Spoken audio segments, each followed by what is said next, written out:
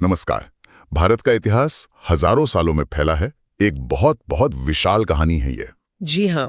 आज हम इसी कहानी की एक तरह से रूपरेखा समझने की कोशिश करेंगे। इसे कैसे बांटा गया है और सबसे जरूरी, आखिर हमें ये सब पता कैसे चलता है। हाँ, ये सवाल बहुत महत्वपूर्ण है। हमारे पास जो भी जानकारी है, जैसे स्टडी माइंड के नोट्स में भी जो मिलती है, वो दरअसल इतिहासकारों की सालों की मेहनत का नतीजा है। अच्छा। आज हम देखेंगे कि वो कौन से सुराग हैं या कह लें स्रोत हैं जिनका इस्तेमाल करके इतिहासकार अतीत की परतें खोलते हैं।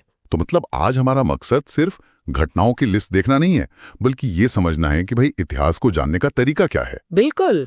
चलिए इस सफर की शुरुआत करते हैं भारत के इतने लंबे इतिहास को समझने के लिए जो कालखंड बनाए गए हैं उनसे। हाँ बिल्कुल।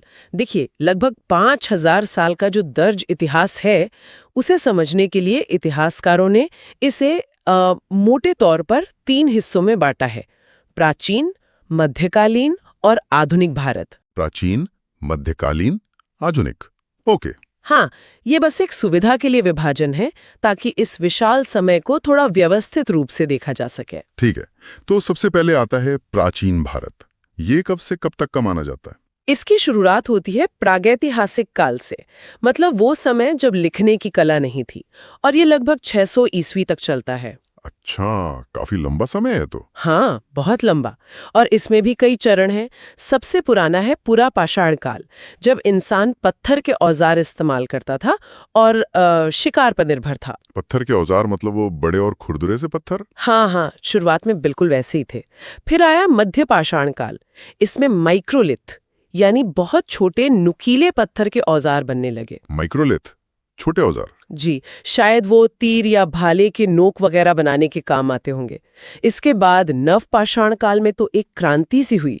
खेती शुरू हुई, पशुपालन शुरू हुआ। अच्छा। लोग एक जगह टिक कर बसने लगे, मिट्टी के बर्तन बनने लगे। ये बड़ा बदलाव था। और इसी दौरान शायद तांबे का इस्तेमाल भी शुरू हुआ होगा, जिसे ताम्रपाषाण काल कहते हैं। बिल्कुल सही, तांबे का प्रयोग शुरू हुआ। और ये जानना भी इंटरेस्टिंग है कि भारत में मानव उपस्थिति के जो शुरुआती निशान हैं, वो महाराष्ट्र में बोरी जैसी जगहों से मिले हैं, जो लाखों साल पुराने हो सकते हैं। लाखों साल? ये तो कमाल है। सही कहा। ये दिखाता है कि ये भूमि कितनी प्राचीन है।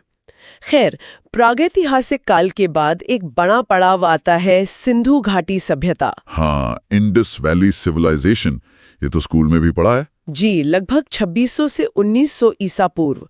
ये भारत की पहली ज्ञात शहरी सभ्यता थी। और क्या अद्भुत सभ्यता थी वो। हड़प्पा, मोहनजोदड़ो जैसे शहर। मैंने सुना है बड़ी योजनाबद्ध सड़कें थीं, नालियां थीं, पक्की ईंटों के मकान थे। उस जमाने के हिसाब से तो ये कमाल ही रहा होगा। निश्चित रूप से। ये मेसोपोटामिया और मिस्र की जो समकालीन सभ्यताएं थीं, उनके जितनी ही विकसित थी। अच्छा। और इसकी खोज, जैसे 1921 में दयाराम साहनी ने हड़प्पा की खोज की, फिर 1922 में आर.डी. बैनर्जी ने मोहनजोदाड़ो की। इन खोजों ने तो भारतीय इतिहास को हजारों साल और पीछे धकेल दिया। हमारी पूरी समझ बदल गई। तो सिंधु घाटी सभ्यता के बाद क्या हुआ? उसके बाद आता है वैदिक काल, लगभग 1500 से 600 ईसा पूर्व। वैदिक काल मतलब वेदों का समय। हाँ, इसी दौरान वेदों की रचना हुई, खासकर ऋग्वेद। आर्यों की बस्तियां फैली। जो कबीलाई समाज था वो धीरे धीरे राज्यों में बदलने लगा। यज्ञों का महत्व बढ़ा और वर्ण व्यवस्था की, कह सकते हैं, शुरुआती रूपरेखा बनी। और फिर राज्यों का उदय हुआ, महाजनपद। बिल्कुल। लगभग 600 ईसा पूर्व तक आते आते 16 महाजनपद यानी बड़े बड़े राज्य बन चुके थे। 16? हाँ, जैसे काशी, कोसल, और इनमें सबसे शक्तिशाली बनकर उभरा मगध। मगध। और इसी मगध से उदय हुआ मौर्य साम्राज्य का, जिसकी स्थापना चंद्रगुप्त मौर्य ने लगभग 322 ईसा पूर्व में की। मौर्य साम्राज्य और अशोक का नाम तो बहुत सुना है। अशोक क्यों इतने महत्वपूर्ण माने जाते हैं? देखिए, चंद्रगुप्त ने साम्राज्य बनाया, ये सच है, लेकिन अशोक ने उसे नैतिक और प्रशासनिक रूप से बहुत मजबूत किया। कलिंग युद्ध के बाद उन्होंने बौद्ध धर्म अपना लिया और धम्म यानी नैतिक आचरण के सिद्धांतों को दूर दूर तक फैलाया। हाँ, उनके संदेश हमें आज भी उनके शिलालेखों पर मिलते हैं। ये शिलालेख ब्राह्मी और खरोष्ठी जैसी लिपियों में लिखे हैं। अच्छा, ये वही पत्थर वाले लेख हैं? जी हाँ, ये उस युग की सीधी जानकारी का खजाना है। मौर्यों के बाद क्या हुआ?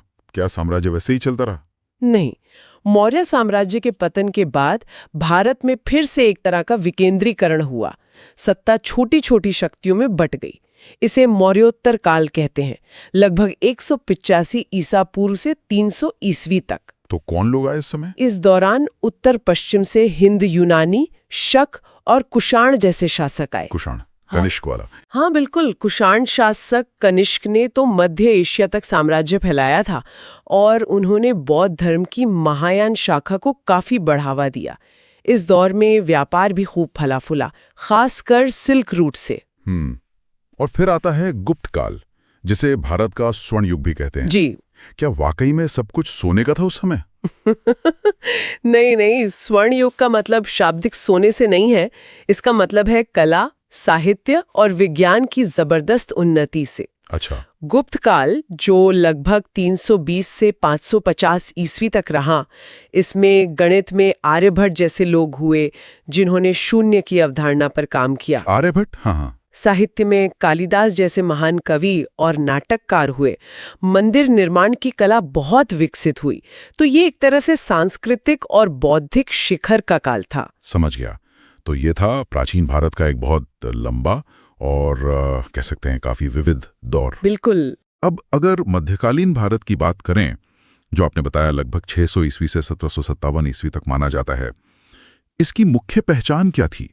देखिए, गुप्तों के पतन के बाद भारत में फिर से कई क्षेत्रीय शक्तियों का उदय हुआ। जैसे उत्तर में हर्षवर्धन थे, दक्षिण में चालुक्य, पल्लव और बाद में चोल बहुत शक्तिशाली हुए। चोल, दक्षिण भारत वाले? जी हाँ। चोल राजाओं जैसे राजराजा प्रथम और राजेंद्र प्रथम ने तो अपना प्रभाव दक्षिण पूर्व एशिया तक फैलाया था। नौसेना बहुत मजबूत थी उनकी। अच्छा। और उत्तर भारत में दिल्ली सल्तनत? हाँ, ये एक बड़ा बदलाव था। 12वीं सदी के आखिरी में तुर्कों के आक्रमण हुए, जैसे मोहम्मद गोरी का तराइन का युद्ध, पृथ्वीराज चौहान वाला। बिल्कुल वही।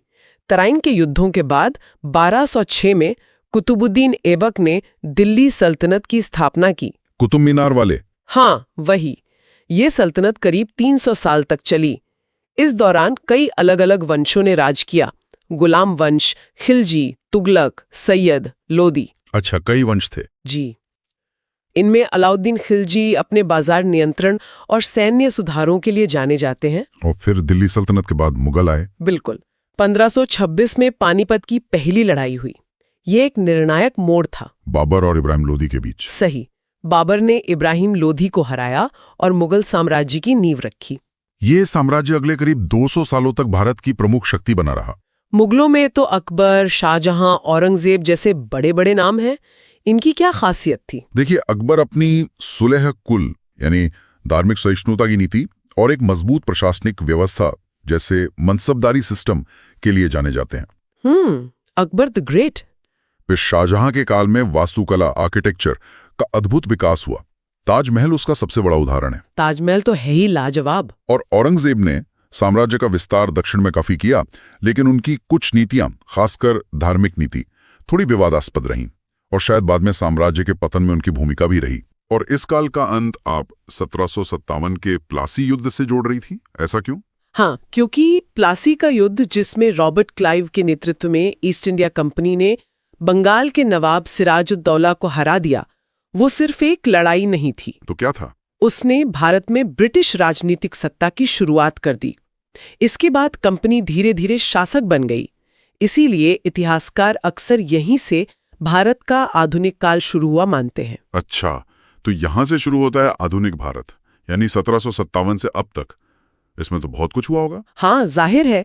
ये कालखंड मुख्य रूप से ब्रिटिश शासन के विस्तार की कहानी है, फिर भारतीय राष्ट्रवाद के उदय की और आजादी के लिए लंबे संघर्ष की कहानी है। इसमें 1857 का विद्रोह एक बड़ा मोड़ था, है ना? बिल्कुल। 1857 का विद्रोह, जिसे पहला स्वतंत्रता संग्राम भी कहते हैं, एक बहुत बड़ी घटना थी। दिल्ली में बहादुर शाह जफर को नेता माना गया। भले ही वो विद्रोह दबा दिया गया, पर उसने ब्रिटिश शासन की जड़ें हिला दी और कंपनी राज खत्म होकर सीधा ब्रिटिश क्राउन का शासन आ गया। और फिर कांग्रेस की स्थापना हुई। सही। 1885 में बंबई में भारतीय राष्ट्रीय कांग्रेस का गठन हुआ। इसके पहले अध्यक्ष W.C. बैनर्जी थे। कांग्रेस ने धीरे धीरे स्वतंत्रता आंदोलन को एक संगठित रूप दिया। फिर गांधी जी आए। हाँ, फिर महात्मा गांधी के नेतृत्व में बड़े बड़े जन आंदोलन हुए। असहयोग आंदोलन, सविनय अवज्ञा आंदोलन और 1942 का भारत छोड़ो आंदोलन। भारत छोड़ो आंदोलन, क्विट इंडिया मूवमेंट। जी, इन आंदोलनों ने आजादी की लड़ाई को आम जनता तक पहुंचाया। और आखिरकार 1947 में हमें आजादी मिली। हाँ, 15 अगस्त 1947 को भारत स्वतंत्र हुआ, लेकिन विभाजन का दर्द भी साथ मिला। और फिर 26 जनवरी 1950 को हमने अपना संविधान लागू किया और भारत एक गणतंत्र बना। तो ये है भारतीय इतिहास की एक मोटी मोटी रूपरेखा। प्राचीन काल की नींव, मध्यकाल का विकास और टकराव, और आधुनिक काल का संघर्ष और नवनिर्माण। ये तो हो गई कहानी की रूपरेखा, टाइमलाइन समझ आ गई। पर अब वो बड़ा सवाल कि भाई ये सब हमें पता कैसे चलता है? हजारों साल पहले क्या हुआ, कौन राजा था, लोग कैसे रहते थे, इसका सबूत क्या है? कहाँ से मिलती है ये जानकारी? बहुत ही अच्छा सवाल है ये। यहीं पर इतिहासकारों का असली काम, उनकी जासूसी शुरू होती है।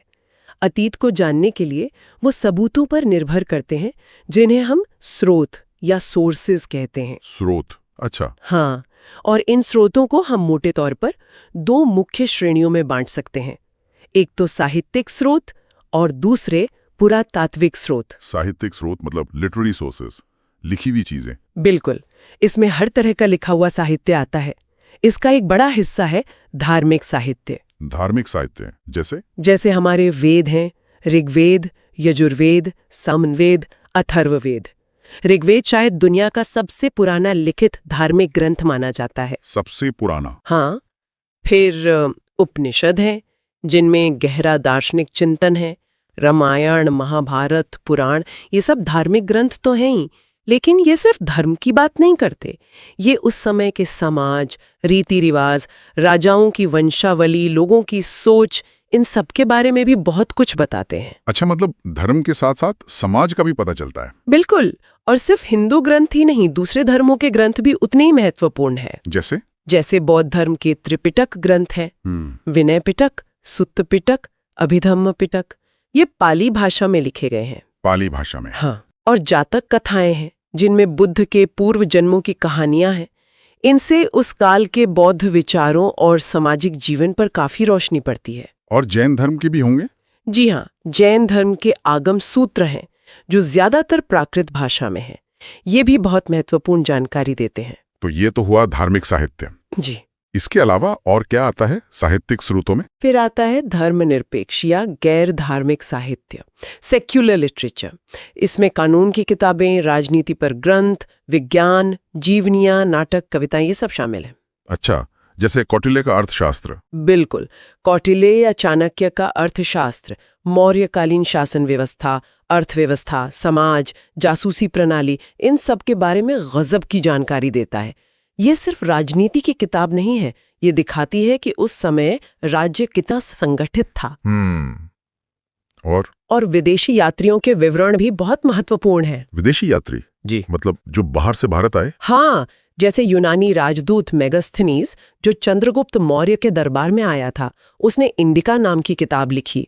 हालांकि वो पूरी किताब आज नहीं मिलती, पर उसके जो अंश दूसरे यूनानी रोमन लेखकों ने अपनी किताबों में दिए हैं, उनसे मौर्य समाज और पाटलिपुत्र शहर के बारे में बहुत कुछ पता चलता है। अच्छा, और चीनी यात्री भी तो आए थे?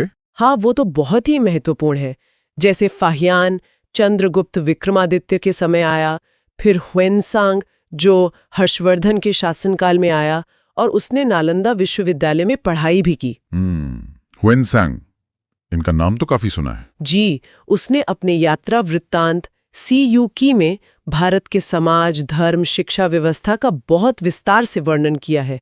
फिर इत्सिंग भी आया। इन बाहरी लोगों के नजरिए से हमें अपने समाज को देखने का एक अलग पर्सपेक्टिव मिलता है। हाँ, ये तो है। और कोई खास किताब? कल्हण की राजतरंगिनी का जिक्र जरूरी है। ये 12वीं सदी में लिखी गई थी और इसमें कश्मीर का क्रमबद्ध इतिहास दिया गया है।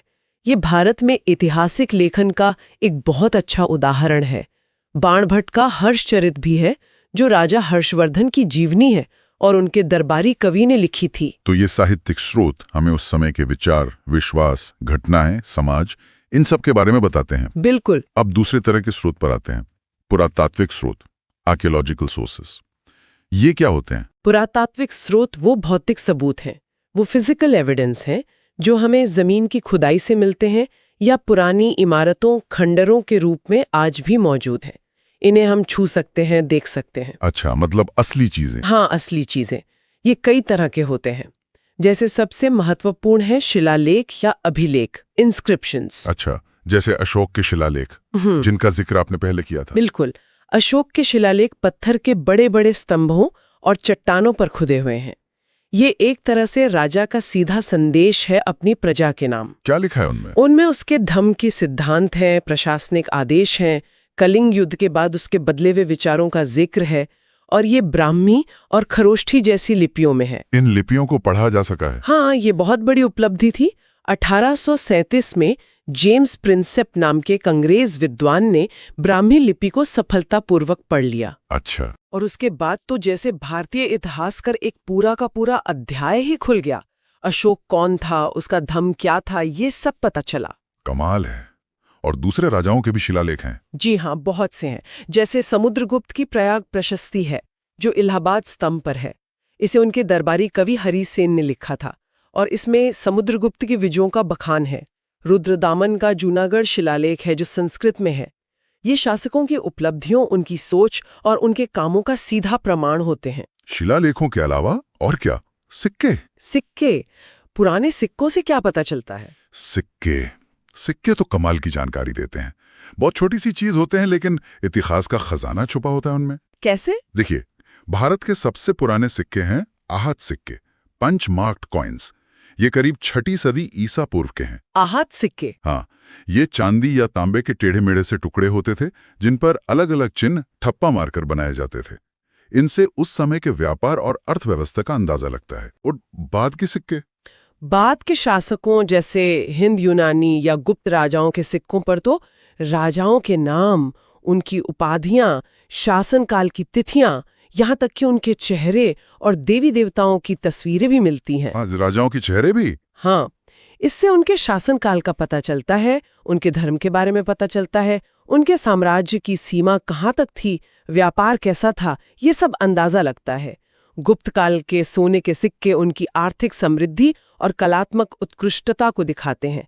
कुषाणों ने भी सोने और तांबे के सिक्के चलाए। ये तो सच में बहुत जानकारी है सिक्कों में। और पुरानी इमारतें, मंदिर, स्तूप वगैरह? हाँ, स्मारक और वास्तुकला, मॉन्यूमेंट्स एंड आर्किटेक्चर, ये उस युग की कला, उनकी टेक्नोलॉजी, उनके धर्मी विश्वासों की जीती जागती कहानी कहते हैं। जैसे अशोक के स्तंभ, सांची का महान स्तूप, अजंता एलोरा की अद्भुत गुफाएं जिनमें चित्रकारी मूर्तिकला है, खजुराहों के मंदिर, या फिर दिल्ली सल्तनत और मुगलों की बनाई इमारतें जैसे कुतुब मीनार या ताजमहल। ये सिर्फ खूबसूरत इमारतें नहीं है, ये अपने समय के समाज, संस्कृति, कला और इंजीनियरिंग के कौशल का आईना है। इनसे पता चलता है कि लोग क्या मानते थे, उनके कारीगर कितने कुशल थे, किन मटेरियल्स का इस्तेमाल होता था। और खुदाई में मिलने वाली और भी छोटी छोटी चीजें होती होंगी, बर्तन, औजार वगैरह। बिल्कुल, जैसे औजार, मिट्टी के बर्तन, पॉटरी, मूर्तियां, टेराकोटा के खिलौने, मोहरें। हड़प्पा की मोहरें जिन पर वो बैल और यूनिकॉर्न जैसे जानवर बने हैं। हाँ, वही। उन मोहरों पर जानवरों के चित्र हैं और एक ऐसी लिपि है जिसे अभी तक पूरी तरह पढ़ा नहीं जा सका है। ये मोहरें शायद व्यापार या पहचान के लिए इस्तेमाल होती होंगी। अच्छा। इसके अलावा गहने, मनके, ये सब चीजें उस समय के लोगों की रोजमर्रा की जिंदगी के बारे में बताती हैं। वो क्या पहनते थे, क्या खाते थे, कैसे घरों में रहते थे, किन चीजों का व्यापार करते थे। ये सब मिलकर अतीत की एक पूरी तस्वीर बनाने में मदद करते हैं। और इन सबको संभालता कौन है? मतलब खुदाई करना, इन चीजों को सुरक्षित रखना। भारत में इसका जिम्मा मुख्य रूप से भारतीय पुरातत्व सर्वेक्षण यानी archaeological survey of India ASI का है। इसकी स्थापना 1861 में अलेक्जेंडर कनिंघम ने की थी, जिन्हें भारतीय पुरातत्व का जनक भी कहा जाता है। अच्छा, ASI। जी। तो ये दो मुख्य तरह के स्रोत हो गए, साहित्यिक यानी लिखी हुई चीजें और पुरातात्विक यानी भौतिक सबूत। एक तरह से एक हमें बताता है कि लोग क्या सोचते और लिखते थे, और दूसरा दिखाता है कि वे असल में कैसे रहते थे और क्या इस्तेमाल करते थे। बिल्कुल सही समझा आपने। तो अब सवाल ये उठता है कि इन स्रोतों का महत्व क्या है, क्यों जरूरी है इन दोनों पर ध्यान देना? क्या एक से काम नहीं चल सकता? नहीं, देखिए, स्रोत ही इतिहास की रीढ़ है, बैकबोन।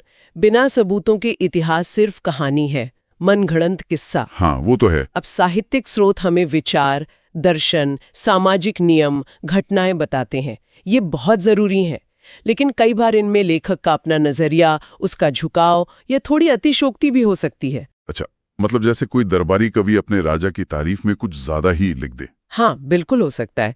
या किसी धार्मिक ग्रंथ में अपने मत को श्रेष्ठ बताया गया हो। वहीं दूसरी तरफ पुरातात्विक स्रोत जैसे सिक्के, बर्तन, इमारत के खंडर, हड्डियों के अवशेष, ये भौतिक सच्चाई बयान करते हैं।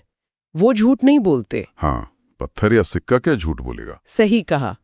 लेकिन वो हमें विचारों, भावनाओं या घटनाओं के पीछे के कारणों के बारे में ज्यादा नहीं बता पाते। एक टूटा हुआ बर्तन ये तो बता सकता है कि वो कब और कैसे बना, पर ये नहीं बता सकता कि उसे इस्तेमाल करने वाले लोग क्या सोचते थे।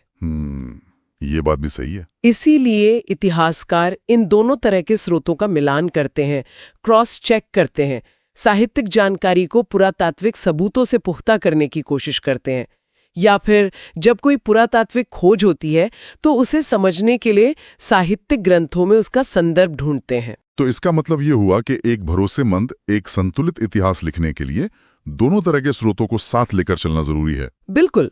जब साहित्यिक और पुरातात्विक स्रोत एक ही कहानी की तरफ इशारा करते हैं तो हमारा विश्वास उस जानकारी पर बढ़ जाता है। और अगर दोनों अलग अलग बातें कहें तो फिर इतिहासकारों के लिए एक नई पहेली खड़ी हो जाती है। उन्हें और ज्यादा शोध करना पड़ता है, नए सबूत तलाशने पड़ते हैं, या फिर पुरानी व्याख्याओं पर सवाल उठाना पड़ता है। यही तो ऐतिहासिक अनुसंधान की प्रक्रिया है। ये एक लगातार चलने वाला काम है। अच्छा, तो ये एक डायनामिक प्रोसेस है। जी हाँ। तो आज हमने भारत के हजारों साल के इतिहास को समझने के लिए जो कालखंड बनाए गए हैं उनको देखा, प्राचीन, मध्यकालीन और आधुनिक। और उससे भी ज्यादा महत्वपूर्ण बात, हमने ये समझा कि इस लंबे और समृद्ध अतीत को जानने के लिए इतिहासकार किन अलग अलग स्रोतों का इस्तेमाल करते हैं, साहित्यिक और पुरातात्विक। हाँ, और ये समझ हमें आगे किसी भी ऐतिहासिक विषय को जब हम पढ़ेंगे या सुनेंगे तो उसे गहराई से समझने के लिए एक मजबूत बुनियाद देती है। ये जानने से कि जानकारी आ कहाँ से रही है, हम उसे बेहतर ढंग से परख सकते हैं, उसका मूल्यांकन कर सकते हैं। ये पूरी चर्चा मुझे एक बात सोचने पर मजबूर कर रही है। इतिहास तो जैसा आपने कहा लगातार लिखा जा रहा है, नई खोजें हो रही हैं, पुरानी बातों की नई नई व्याख्याएं सामने आ रही हैं। आपने बिल्कुल सही मुद्दा उठाया है। इतिहास कोई पत्थर की लकीर नहीं है कि एक बार लिख दिया तो बस वही सच है।